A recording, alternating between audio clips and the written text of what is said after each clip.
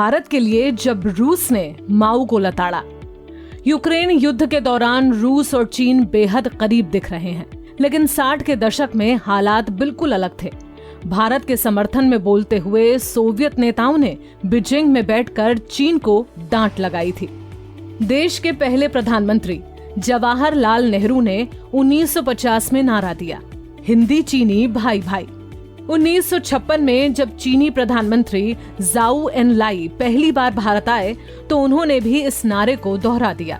हम निहाल हो उठे, लेकिन वे दशक पूरा भी नहीं बीता था और अगस्त 1959 में चीनी सैनिकों ने आज के अरुणाचल प्रदेश की तत्कालीन लोंगजू सीमांत चौकी पर हमला बोल दिया। वहां असम राइफल्स के 9 जवान शहीद हुए और 10 को चीनियों ने बंदी बना लिया। बहुत कुछ यही घटना 1962 के भारत चीन युद्ध की भूमिका बनी, लेकिन उससे पहले भी काफी कुछ हुआ और इसमें सोवियत संघ की भी भूमिका रही। तब सोवियत कम्युनिस्ट पार्टी के सर्वोच्च नेता थे निकिता ख्रुश्चेव। लोंगजू वाली घटना के तुरंत बाद उन्होंने सोवियत न्यूज एजेंसी तास में एक बयान जारी कर दोनों पक्षों से अपना सीमा विवाद बातचीत के जरिए हल करने को कहा। चीनियों ने इसका अर्थ ये लगाया कि चीन के बदले ख्रुश्चेव गैर कम्युनिस्ट भारत का पक्ष ले रहे हैं। इसके कुछ समय बाद ख्रुश्चेव अपने विदेश मंत्री आंद्रेई ग्रोमिको और पोलित ब्यूरो सदस्य मिखाइल सुस्लोव के साथ चीन पहुंचे। 2 अक्टूबर 1959 का दिन था। बीजिंग में चीनी कम्युनिस्ट पार्टी के अध्यक्ष और तानाशाह माओ त्से तुंग के घर एक बैठक हुई। माओ की डिप्टी, चीन के प्रधानमंत्री, रक्षा मंत्री और विदेश मंत्री सहित 9 नेता वहां बैठे थे। बात तो शुरू हुई कुछ और विषय पर, लेकिन जा पहुंची भारत चीन सीमा पर हुई झड़प और भारतीय सैनिकों की मौत पर। ख्रुश्चेव ने माओ से कहा, हम समझ नहीं पा रहे कि भारत के साथ आपका झगड़ा क्या है। उन्होंने ईरान और तुर्की के साथ अपने कुछ सीमा विवादों का उदाहरण देते हुए कहा कि सोवियत संघ ने इन विवादों को कुछ ले देकर हल कर लिया है। सीमा विवाद ऐसी समस्या नहीं जो बातचीत से हल ना हो सके। ख्रुश्चेव ने चीनी नेताओं को याद दिलाया, भारत के साथ आपके कई वर्षों से बड़े अच्छे संबंध थे, तो अब अचानक ये खूनी झड़प क्यों? इसका नतीजा ये है कि नेहरू अपने आप को बड़ी विकट स्थिति में पा रहे हैं। नेहरू को अगर जाना पड़ा तो उनसे बेहतर हमें कौन मिलेगा? दलाई लामा तिब्बत से पलायन कर गए, ये मामला भी हमारी समझ से परे है। तिब्बत में जो कुछ हुआ वे भी आपकी गलती है, वहां आपका ही तो राज था। पता होना चाहिए था कि दलाई लामा की क्या योजनाएं हैं। दलाई लामा का नाम सुनते ही माओ उल्हाना देने लगे, बोले, नेहरू भी यही कहते हैं कि तिब्बत में हुई घटनाएं हमारी गलती का फल हैं।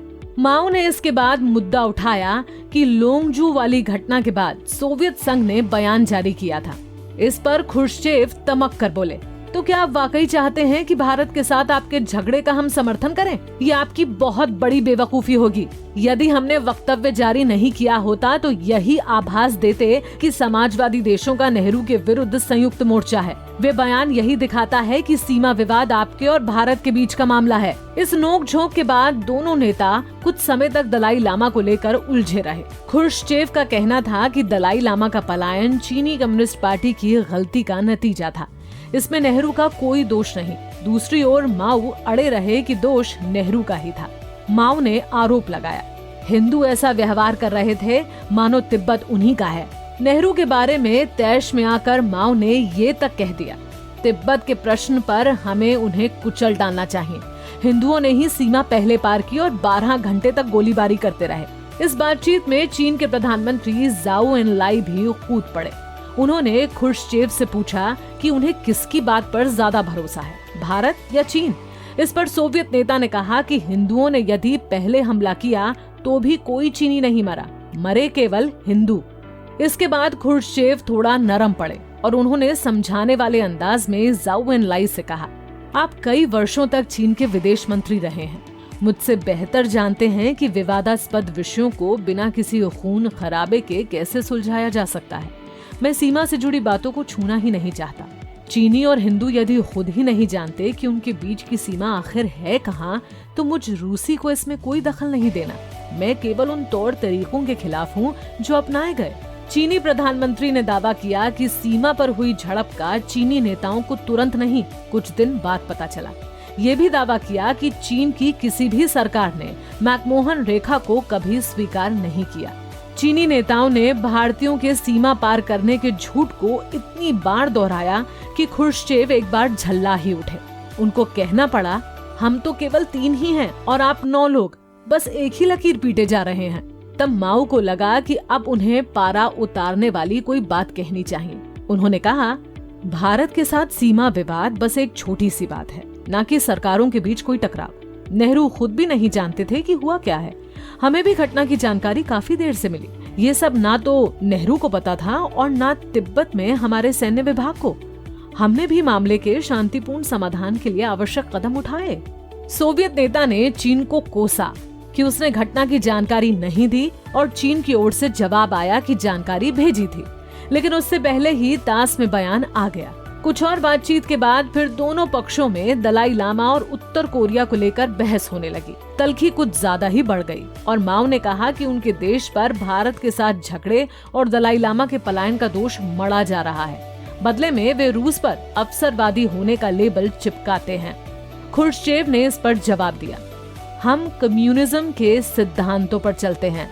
आप लोग दूसरों की आपत्तियां सह तो पाते नहीं और समझते हैं कि आप बड़े पाक साफ, बड़े शास्त्र सम्मत हैं। इसी से आपके घमंडीपन का पता चल जाता है। दोनों देशों के बीच हुई इस बातचीत के रिकॉर्ड से जाहिर हो जाता है कि कौन भारत का भला चाहता था।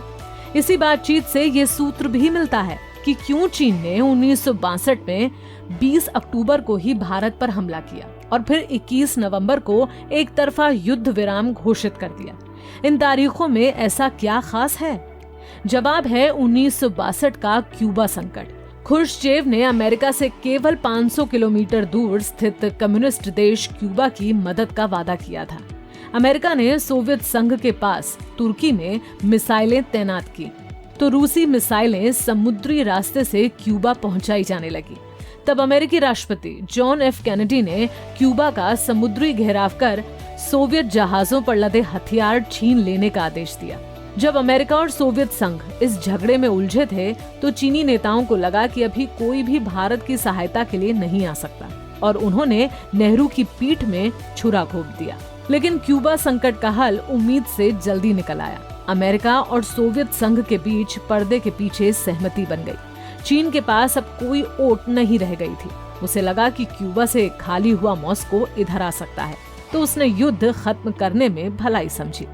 1962 में भारत को चीन चाहे जो सबक सिखाना चाहता हो, लेकिन भारत को यही सबक लेना चाहिए कि वे अपने इस विस्तारवादी पड़ोसी पर भूल चूक से भी विश्वास नहीं कर सकता।